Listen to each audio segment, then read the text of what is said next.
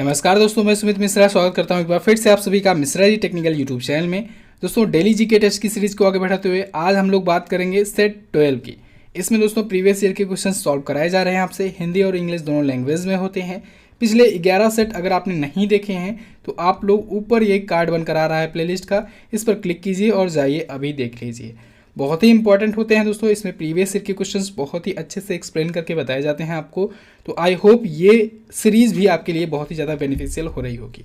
तो जल्दी से वीडियो को कर दीजिए दोस्तों लाइक, और अगर आपने अभी तक शेयर नहीं किया है तो शेयर कर दीजिए और सब्सक्राइब भी कर लीजिए चैनल को, जिससे आने वाली वीडियोज़ का भी नोटिफिकेशन आपको टाइम पर मिलता रहे।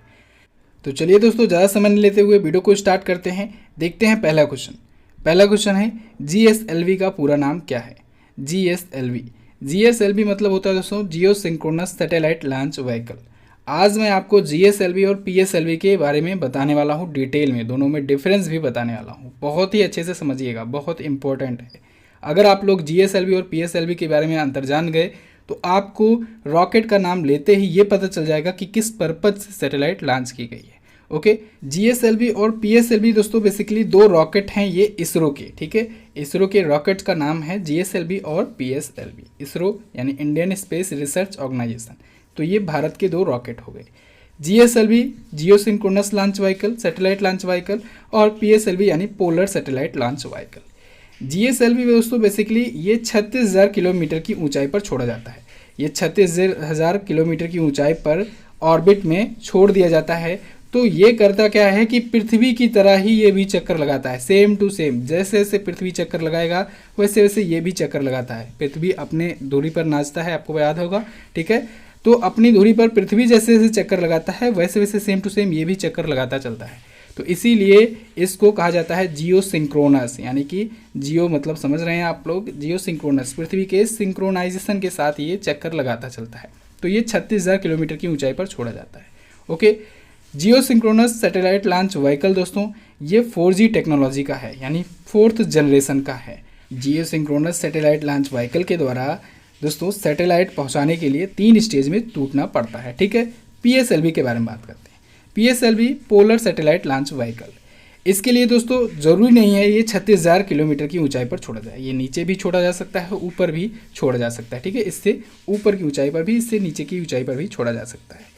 PSLV को, पोलर सैटेलाइट लॉन्च व्हीकल को, ये दोस्तों बेसिकली रिमोट सेंसिंग सैटेलाइट हुआ या फिर अर्थ ऑब्जर्वेशनल सैटेलाइट के रूप में जब सैटेलाइट लॉन्च करना हुआ तो फिर PSLV का यूज किया जाता है, ठीक है। यानी PSLV के द्वारा जो सैटेलाइट लॉन्च की जाएगी वो रिमोट सेंसिंग सैटेलाइट के रूप में होगा या फिर अर्थ ऑब्जर्वेशनल सैटेलाइट के रूप में काम करने वाले सैटेलाइट्स होंगे। इसका मतलब क्या हुआ?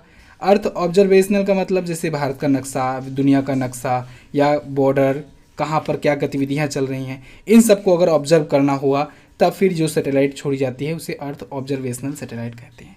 क्लियर बिल्कुल। जबकि GSLV जो है ये बेसिकली कम्युनिकेशन के रूप में छोड़ा जाता है। अगर कम्युनिकेशन सैटेलाइट कोई छोड़ना है तब फिर GSLV के थ्रू उसको जाएगा। अच्छा, रॉकेट का मतलब सबसे मेन काम आपको कई बार बताया है मैंने करंट अफेयर की वीडियो में, रॉकेट का काम सिर्फ इतना होता है सैटेलाइट को ले जा करके ऑर्बिट में छोड़ देना, ठीक है। तो जब मैं ये बार बार छोड़ना कह रहा हूँ तो आप लोग कन्फ्यूज मत होइएगा। GSLV और PSLV ये दोनों रॉकेट हैं। रॉकेट का काम यही है सैटेलाइट को ले जा करके छोड़ देना, बाकी का काम सैटेलाइट करती रहती है, रॉकेट वहीं पर ख़त्म हो जाता है। लेकिन दुनिया में एकलौता एक ऐसा रॉकेट है, किसके पास? वो है SpaceX के पास, जो रॉकेट सैटेलाइट को छोड़ करके फिर वापस आ जाता है और फिर यूजेबल आ जाता है, हो जाता है, ठीक है। यानी दोबारा लॉन्च करने के लिए भी वो तैयार किया जा सकता है। तो वो फाल्कन 9 रॉकेट वो एकमात्र अभी SpaceX के पास है। बाकी देशों के पास जो सैटेलाइट का रॉकेट है वो जा करके सैटेलाइट को छोड़ता है, फिर वहीं पर वो खत्म हो जाता है, फिर बाकी का काम सैटेलाइट करती रहती है। क्लियर? इतना क्लियर होना चाहिए। तो आई होप अब आपको GSLV और PSLV में अंतर पता लग गया होगा। अगर आपसे पूछा जाए कि कम्युनिकेशन सैटेलाइट लॉन्च की गई है तो किस रॉकेट से लॉन्च की गई होगी, तुरंत आप बताएंगे GSLV के थ्रू, ठीक है। अगर अर्थ ऑब्जर्वेशनल सैटेलाइट या फिर रिमोट सेंसिंग सैटेलाइट लॉन्च करने की बात की जाए तो समझ जाइएगा PSLV ने उसे छोड़ा है। क्लियर है? ये दोनों पॉइंट अगर आपको पता रहेंगे तो कई क्वेश्चंस आप लोग सॉल्व कर ले जाएंगे। चलिए नेक्स्ट बात करते हैं। नाट्य शास्त्र एक पुस्तक भारत के शास्त्रीय नृत्य पर किसके द्वारा लिखी गई है? तो दोस्तों नाट्य शास्त्र को भरत मुनि जी ने लिखा था। ये भारत का पहला शास्त्रीय नृत्य पर लिखी गई कोई रचना थी, भरत मुनि ने लिखी। वेद व्यास जी ने क्या लिखा है? वेद व्यास जी ने महाभारत लिखा है, दुनिया का सबसे बड़ा महाकाव्य है। तुलसीदास जी ने क्या लिखा था? तुलसीदास जी ने श्री रामचरितमानस लिखा अवधी भाषा में, और ये रूपांतरण था रामायण का। रामायण को किसने लिखा? वाल्मीकि जी ने लिखा, महर्षि वाल्मीकि ने। ठीक है, भरत मुनि ने शास्त्रीय नृत्य लिखा, नाट्य शास्त्र। क्लियर? अच्छा, कालिदास। कालिदास दोस्तों ये दुनिया के सबसे बड़े नाटककार माने जाते हैं। कौन? कालिदास जी को सबसे बड़ा नाटककार माना गया। जयशंकर प्रसाद जी को आधुनिक भारत का सबसे बड़ा नाटककार माना गया है। ये 2 पॉइंट भी आपको याद रखना है। अगला, एनाफिलीज मच्छर कौन से वेक्टर वाहन करते हैं? एनाफिलीज मच्छर। एनाफिलीज मच्छर दोस्तों ये मलेरिया और फाइलेरिया इन दोनों रोगों के वेक्टर वाहन करते हैं। तो उपरोक्त दोनों ऑप्शन आपका बिल्कुल करेक्ट होगा। वेक्टर का मतलब जो रोगों को फैलाने वाले जो कीड़े होते हैं ना, उन्हीं को वेक्टर कहा जाता है। ठीक है, चलिए, मलेरिया जो है, मलेरिया दोस्तों मादा एनाफिलीज मच्छर के काटने से होता है। किसके काटने से? मादा एनाफिलीज मच्छर के काटने से होता है। इस सीरीज में कई बार मैंने आपको बताया है। फाइलेरिया जो है, फाइलेरिया रोग का संचरण क्यूलेक्स मच्छरों के काटने से होता है। किसके द्वारा? क्यूलेक्स मच्छरों के काटने से फाइलेरिया हो जाता है। फाइलेरिया का मतलब कोई भी अंग होता है वो अनएक्सपेक्टेड तरीके से सूजन उसमें आने लगती है। ठीक है, कोई भी अंग होता है उसमें सूजन आने लगती है। इस वजह से हाथी पाँव भी इसे कहा जाता है। ठीक है, हाथी पाँव के नाम से भी ये रोग जाना जाता है, फाइलेरिया। मलेरिया आप लोग जानते हैं, बुखार हो जाता है। ठीक है, अच्छा, एक और ऑप्शन आपको दिख रहा है डेंगू, इसके बारे में भी जान लीजिए। डेंगू बुखार होता है एक प्रकार का। डेंगू जो है ये मादा एडीज इजिप्टी मच्छर के काटने से होता है। किसके द्वारा? मादा एडीज इजिप्टी मच्छर के काटने से ये फैलता है डेंगू। ठीक है, ये जब कहीं पानी स्टोर हो जाता है, जल स्टोर हो जाता है, तो वहाँ पर मच्छर उत्पन्न हो जाते हैं। चलिए नेक्स्ट बात करते हैं। अंग्रेजी ईस्ट इंडिया कंपनी को अन्य किस नाम से जाना जाता था? ईस्ट इंडिया कंपनी को दोस्तों जॉन कंपनी के नाम से जाना जाता था। ठीक है, किस नाम से? जॉन कंपनी के नाम से जाना जाता था। इसकी स्थापना हुई थी 31 दिसंबर को 1600 ईस्वी में। 1600 ईस्वी में 31 दिसंबर को स्थापना हुई थी ईस्ट इंडिया कंपनी की। उस समय महारानी एलिजाबेथ प्रथम थी। कौन थी? एलिजाबेथ प्रथम थी। ठीक है, अच्छा, ईस्ट इंडिया कंपनी जब भारत में आई, पहली फैक्ट्री कहाँ पर लगाई है ये भी पूछा जा सकता है। तो पहली फैक्ट्री दोस्तों सूरत में लगाई थी। कहाँ पर? सूरत में पहली फैक्ट्री लगाई थी अंग्रेजी ईस्ट इंडिया कंपनी ने। कैप्टन हॉकिंस दोस्तों जहांगीर के दरबार में आया था। जहांगीर ने कैप्टन हॉकिंस को इंग्लिश खान की उपाधि दी थी। ठीक है, ये भी आपको याद रखना है। चलिए नेक्स्ट बात करते हैं। जिस तापमान पर तरल के वाष्प का दबाव ठोस के वाष्प के बराबर होता है उसे क्या कहा जाता है? तो दोस्तों जिस टेम्परेचर पर कोई लिक्विड होता है उसके वाष्प का जो प्रेशर हो वो ठोस के सॉलिड के प्रेशर के वाष्प के प्रेशर के बराबर अगर हो जाए तो उसे हिमांक बिंदु कहा जाता है। ठीक है, हिमांक बिंदु या फ्रीजिंग पॉइंट कहा जाता है। एग्जाम्पल लेते हैं, मान लीजिए बर्फ़ है। ठीक है, बर्फ़ है, अभी ये तरल अवस्था में अगर है तो वाटर होगा। वाटर होगा तो इसको और ज़्यादा अगर हम लोग ठंडा करेंगे, यानी कि इसका टेम्परेचर घटाएंगे घटाएंगे घटाएंगे 0 डिग्री सेल्सियस तक आएंगे। जैसे ही 0 डिग्री सेल्सियस पर आते हैं तो ये बर्फ़ बनने लगता है। यानी कि 0 डिग्री सेल्सियस टेम्परेचर पर ये लिक्विड अवस्था से कहाँ पर चला गया? सॉलिड स्टेट में चला गया। ठीक है, ठोस अवस्था में चला गया। तो फिर इसका हिमांक क्या हुआ? 0 डिग्री सेल्सियस हुआ। हालांकि मैंने बर्फ़ का जो एग्जांपल लिया है, बर्फ़ में एक ऐसा दोस्तों मटेरियल है, पदार्थ है, जिसका द्रवणांक और हिमांक दोनों ही सेम होता है। ठीक है, यानी कि उसका वाटर पॉइंट और फ्रीजिंग पॉइंट दोनों ही 0 डिग्री सेल्सियस पर होता है। सिंपल लैंग्वेज में, अगर बहुत ही आसान भाषा में आपको कहें तो दोस्तों किसी भी एक ऐसे स्पेशल प्रेशर पर, किसी एक स्पेशल टेम्परेचर पर जब कोई द्रव होता है, कोई लिक्विड होता है, वो सॉलिड बनने लगता है, यानी कि ठोस बनने लगता है, तो उस पॉइंट को, उस निश्चित टेम्परेचर के पॉइंट को हिमांक कहा जाता है। क्लियर है बिल्कुल? चलिए, अच्छा, इसमें यह भी होता है अगर कोई अशुद्धि मिला दी गई तब उसे बढ़ाया घटाया जा सकता है। ठीक है, अशुद्धियाँ अगर मिला दी गई तो उसका हिमांक और द्रवणांक दोनों ही चेंज किए जा सकते हैं। ठीक है, क्वथनांक के केस में मैंने क्या बताया था कि जब कोई वाटर हो या फिर कोई लिक्विड हो तो फिर उसको अगर हीट किया जाए और वो जब बॉयल होने लगे, यानी ऐसा पॉइंट जिसके बाद वो वाष्प में चेंज होने लगे कोई लिक्विड, तो फिर उसे क्वथनांक कहते हैं, बॉइलिंग पॉइंट कहते हैं। उत्पादन के केस में मैंने आपको क्या बताया था, कोई ठोस हो वो डायरेक्ट ही वाष्प में अगर चेंज होने लगे, इस प्रक्रिया को ऊर्ध्वपातन कहते हैं। और जिस पॉइंट पर, जिस टेम्परेचर पर ये होने लगता है उसे ऊर्ध्वपातन बिंदु कहते हैं। गलनांक के केस में क्या होता है, जब कोई ठोस होता है वो किसी स्पेशल टेम्परेचर पर, किसी निश्चित ताप पर अगर वो मेल्ट होने लगे यानी द्रव में चेंज होने लगे, सॉलिड से ये अगर लिक्विड में चेंज होने लगे तो उसे गलनांक कहते हैं, यानी गलने लगे। ठीक है, ये जो वर्ड है उसी वर्ड को अगर आप संधि विच्छेद करेंगे तो आराम से आपको आंसर मिल जाएगा। जैसे गलनांक में गलन प्लस अंक, ठीक है, हिमांक में हिम प्लस अंक, तो इस ऐसे ही अगर आप लोग करेंगे संधि विच्छेद आराम से आंसर मिल जाएगा। अगला, कौन सा अंतरिक्ष यात्री अंतरिक्ष में प्रवेश करने और पृथ्वी की परिक्रमा करने वाला पहला मानव बन गया था? तो दोस्तों Yuri Gagarin. Yuri Gagarin Russian था, रसिया ने सबसे पहले भेजा था, और ये अंतरिक्ष यात्री अंतरिक्ष में प्रवेश करने वाला या अंतरिक्ष में चलने वाला पहला व्यक्ति बन गया था। ठीक है, यूरी गागरिन रसिया का था। चलिए नेक्स्ट, हीमोफीलिया किसका उदाहरण है? हीमोफीलिया, हीमोफीलिया दोस्तों एक अनुवांशिक रोग होता है, अनुवांशिक रोग होता है हीमोफीलिया। इसके केस में क्या होता है कि अगर ब्लड बह रहा है, खून बह रहा है, तो वो बहता ही रहेगा, रुकेगा नहीं। क्यों? क्योंकि रक्त का थक्का नहीं बन पाता है उस व्यक्ति के शरीर में। ठीक है, तो ऐसे केसेस में यही होता है, हीमोफीलिया जिसको हुआ रहता है उसके रक्त के जब भी चोट लगता है तो रक्त का थक्का बन नहीं पाता और ब्लड जो है वो बहता रहता है। अब देखिए, ये मुख्यतः पुरुषों में ही होता है। ठीक है, कई बार इसको मैंने आपको बताया इसी सीरीज में, पुरुषों में ये ज़्यादा होता है। महिलाओं में कब हो सकता है? जब महिलाओं के दोनों गुणसूत्र इससे प्रभावित हो जाएं, एक्स एक्स जो दोनों गुणसूत्र होते हैं, अगर दोनों इससे प्रभावित हों तभी महिलाओं में होगा, नहीं तो ये पुरुषों में ही होता है। हीमोफीलिया ये अनुवांशिक रोग है। अच्छा, एक और अनुवांशिक रोग के बारे में मैंने आपको उसी दिन बताया था, क्या था? Colour blindness. कलर ब्लाइंडनेस के केस में लाल और हरा में यानी रेड और ग्रीन में अंतर नहीं खोज पाते हैं, इसे हिंदी में क्या कहते हैं? वर्णांधता। ठीक है, वर्णांधता जो है वो भी अनुवांशिक लक्षण है, अनुवांशिक रोग है। अगला, इनमें से कौन सी एक रासायनिक प्रतिक्रिया नहीं है? कौन सी नहीं है? गुरुत्वाकर्षण। गुरुत्वाकर्षण जो है दोस्तों ये रासायनिक तो है नहीं, ये तो भौतिक प्रक्रिया है। ठीक है, अब देखिए भौतिक प्रक्रिया और रासायनिक प्रक्रिया में क्या अंतर होता है? देखिए भौतिक प्रक्रिया जो होता है दोस्तों वो अगर दूसरे स्टेट में चेंज हुई तो दोबारा से उसे उसी स्टेट में लाया जा सकता है, ये तो हुई भौतिक प्रक्रिया।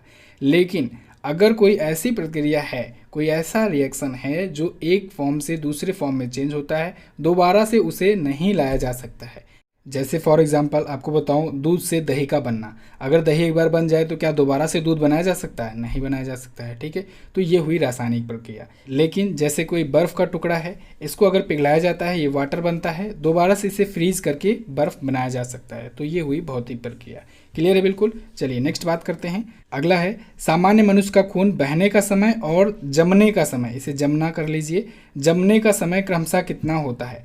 दोस्तों मनुष्य का खून बहने का समय और जमने का समय 2 से 7 मिनट से लेकर के 3 से 10 मिनट का होता है। ठीक है, 2 से 7 मिनट तक खून बहता है और जमने का, अगर जमने की प्रक्रिया पूछी जाए तो 3 से 10 मिनट तक खून जमता है। ठीक है, और खून जमने में क्या सहायक होता है? कौन सा विटामिन? विटामिन के सहायक होता है। विटामिन पर मैंने आपको ट्रिक वाइज वीडियो दी हुई है कि कौन सा विटामिन किसके लिए यूज़ के लिए होता है, किस रोग को बचाता है। ठीक है, या फिर किसकी कमी से कौन सा रोग होता है।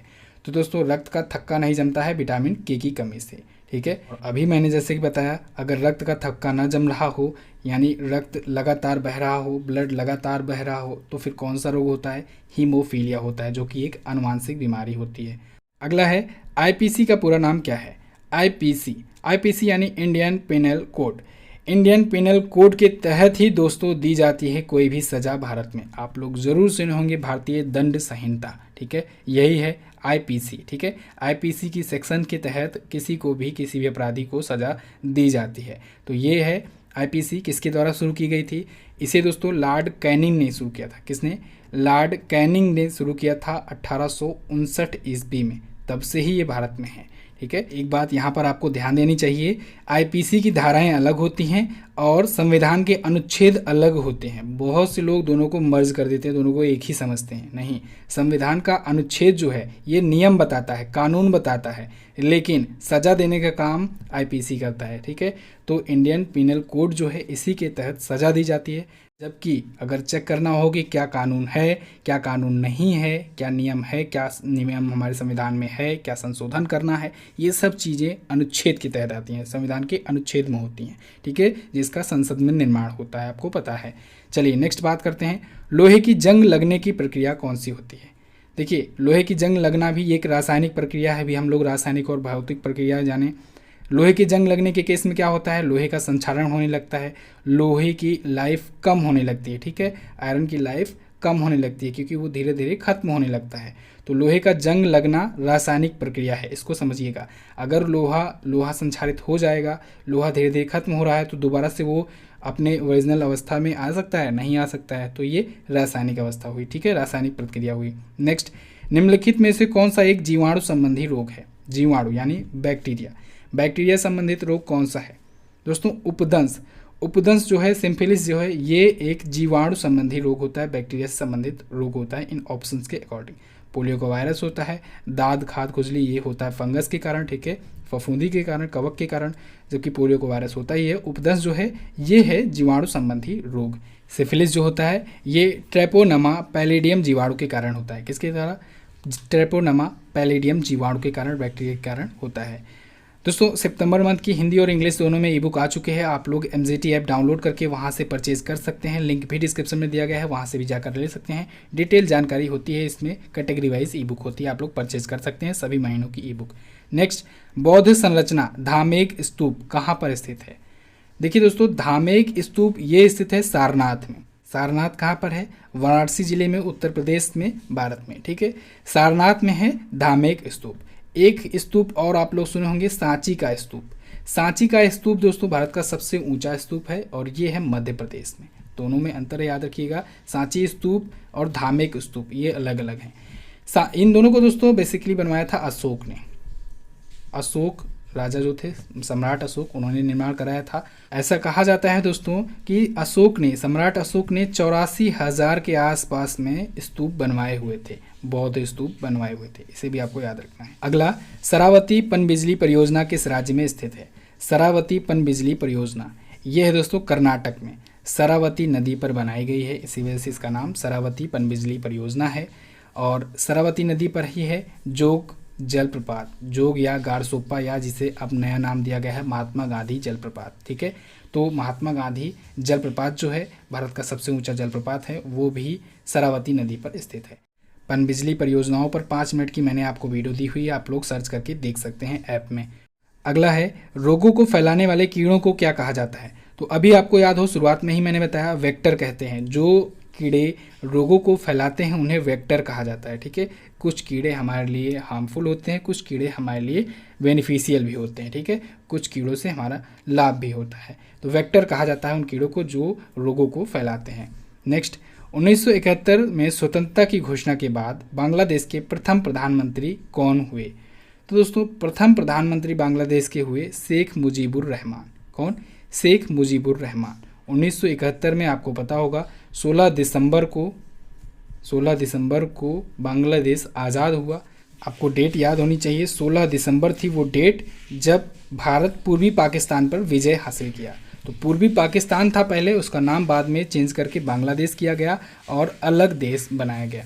तो पहले प्रधानमंत्री हुए शेख मुजीबुर रहमान, इसको याद रखना है। अच्छा, अभी आपको याद हो क्वेश्चंस में मैंने आपको करंट अफेयर में बताया था कि 50वां स्वतंत्रता दिवस मनाया जाने वाला है बांग्लादेश में, और उसमें हमारे प्रधानमंत्री नरेंद्र मोदी जी को इनवाइट किया गया है मुख्य अतिथि के रूप में।